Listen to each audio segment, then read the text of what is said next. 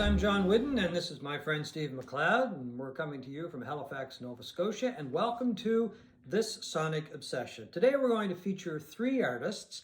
One is a brand new album by Adele. The other two are reissues, one by David Crosby, and a box set by the singer-songwriter Laura Nyro. And Steve is going to get things rolling. Well, I'm going to get it rolling with the latest musical juggernaut by Adele, a more modern album than the other two.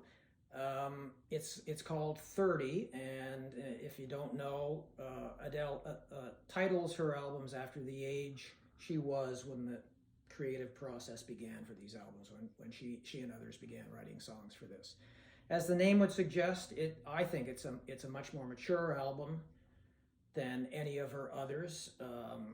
She, of course, sings wonderfully on it. It is her first album in 5 years, and it deals mainly with the breakup of her marriage. So it's kind of gloomy at times. It's a little depressing at times, but there are celebratory moments and moments of even newfound lust as she moves on from this marriage. Kind of like every breakup that I've ever heard about. Pretty much. It is her breakup album. Hopefully it'll be her last one. You never know with these guys. Her last breakup album? Her last breakup album in the long tradition of breakup albums. Her voice is a marvel. Her fans will lap this thing up, and they already are. I was just reading today that after 3 days on sale in the United States, it's already sold more than any other album released this year, including Taylor Swift's latest reworking of so Red. It's flying off the shelves. If you're an Adele fan, it will make you cry probably, and it will sell in the gazillions, as we've already talked about. The production on this is really good. It's produced by Greg Kurstin, who also co-wrote a lot of the songs. I've only listened to it on a streamer. It sounds wonderful, warm, and spacious, and some of the opinions online that I trust have said the vinyl version is audiophile grade. So it's a nice, wonderful album that Adele fans will lap up. If you've never heard Adele's voice before, listen to it. You will marvel. Yeah, I like Adele. I like her voice quite a bit. I haven't heard the album. I've heard bits and pieces of it, but it does sound really good. I'm going to talk today about a new box set that came out recently. It is called American Dreamer, and it is by the American singer-songwriter Laura Nyro. Most people will probably identify Laura Nyro first as a songwriter because she wrote some tremendous songs for other artists. A few of them were Eli's Comin' by Three Dog Night, a tremendous song, one of my favorite songs by Three Dog Night. Wedding Bell Blues by Fifth Dimension, Stone Stole Picnic by Fifth Dimension, Stony End by Barbra Streisand, and When I Die by Blood, Sweat, and Tears. And that's maybe the reason why her solo career didn't take off as much as a lot of people thought it would, because she was very well known for writing songs for other people, and they may have overshadowed her performances and, of course, her solo recordings. She made a few albums when she was alive, and anyway, those albums have been gathered together, most of them, I should say, have been gathered together in the box set, and there is one extra album that gathers together some live material and some studio outtakes, some demos and that kind of thing. Anyway, it is a very in-depth portrayal of a very important singer-songwriter. The stuff that she wrote was just incredible. It's hard to describe Laura Nyro. She started performing before Joni Mitchell, didn't she? Oh, yeah. So well, I don't know. Mitchell was playing in coffee houses and stuff right, in Toronto. Yeah. So one of her first performances was at the Monterey Pop Festival, Laura Nyro's first performances, and that was 1967. Yeah. And anyway, it was not welcomed with open arms. A lot of people criticized the performance. They criticized her for the clothing that she wore and some of the material that she did. And it was thought at some time or at some point that people were booing her, but apparently they really weren't booing her. And this all came out many years later when people were reviewing the footage. So that kind of put her in a bit of a funk when it came to performing. So she kind of went back to the studio, and then of course her songs were being sent out to other artists. So she really took off as a songwriter, all the while though she was recording material. And over the span of her career, she recorded some amazing material. She recorded with some tremendous musicians. The Muscle Shoals Rhythm Section she recorded with. Duane Allman is featured on one of her albums, Christmas and the Beads of Sweat. Cornell Dupree, a tremendous session player from years ago, she played with. Dino Danelli and Felix Cavalieri from the Young Rascals, or the Rascals, played on one of her albums, and Felix Cavalieri also produced one of her albums. Anyway, none of those albums really took off. The one that she's known for best would probably be Eli and the 13th Confession, which I think is her best album, and I think it's a tremendous album.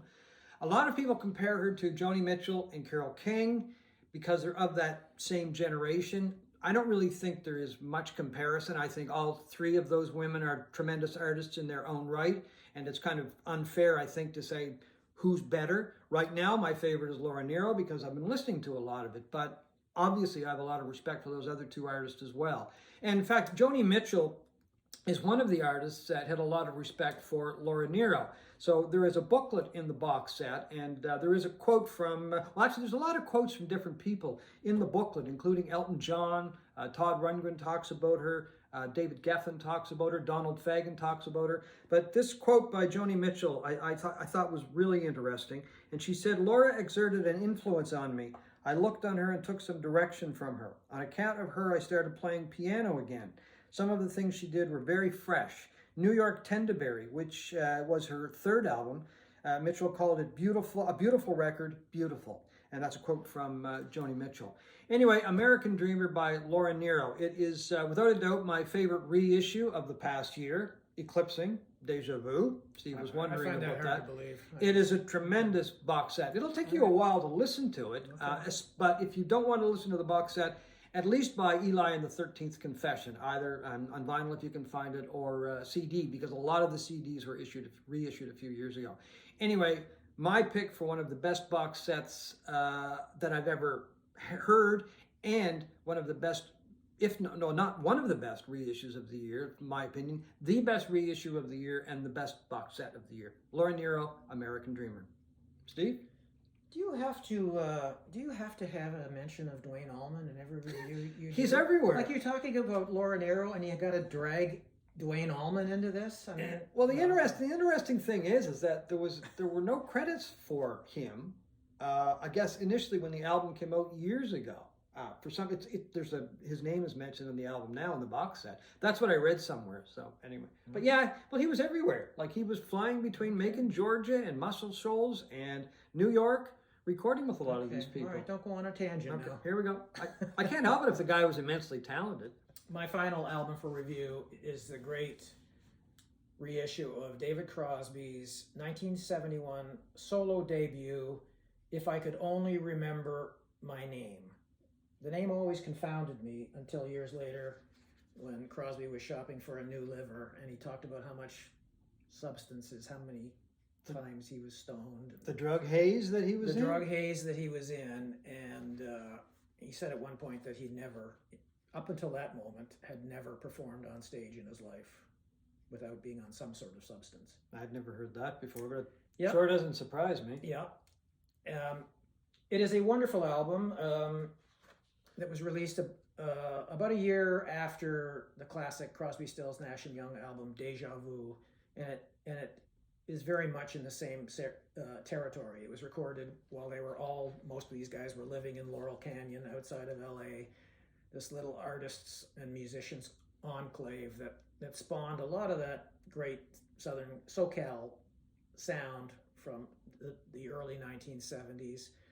And it's a who's who of people that helped him on this album. Graham Nash, Neil Young, Phil Lesh and Bill Kreutzmann from the Grateful Dead, Michael Shreve, the drummer from Santana, as well as the organist Greg Raleigh, Jorma Kaukonen, Grace Slick, Paul Cantor from Jefferson Airplane, Jerry Garcia, all kinds of guys. And it very much has a sort of a communal sound where they were all sitting around jamming, beautifully recorded. And this was remastered by the great Chris Bellman, and it was cut at RTI. It is absolutely flawless. a fantastic album, and I discovered today that if you follow your albums alphabetically like I do, this is right next to Deja Vu, which is appropriate. It's Exactly. very much that type of album. That must have been some scene to be a part of, that whole Laurel Canyon scene. And the albums that came out just in that very short time frame. Yep. Like you mentioned Deja Vu, but there were countless other albums that came out in a, I don't know, 4 or 5 year span that are still classics today, including that one, of course. This is one of them. If I could only remember the title. I was just going to say, if only Steve could remember the title. We'll work on that, and we'll hope to have that mastered by... Oh, John, Duane Allman does not appear on Duane Allman's not on that album. He's on very many more albums, though. Anyway, we're going to work on the name thing, and we'll try to get that down pat for the next episode of This Sonic Obsession. Thanks for watching.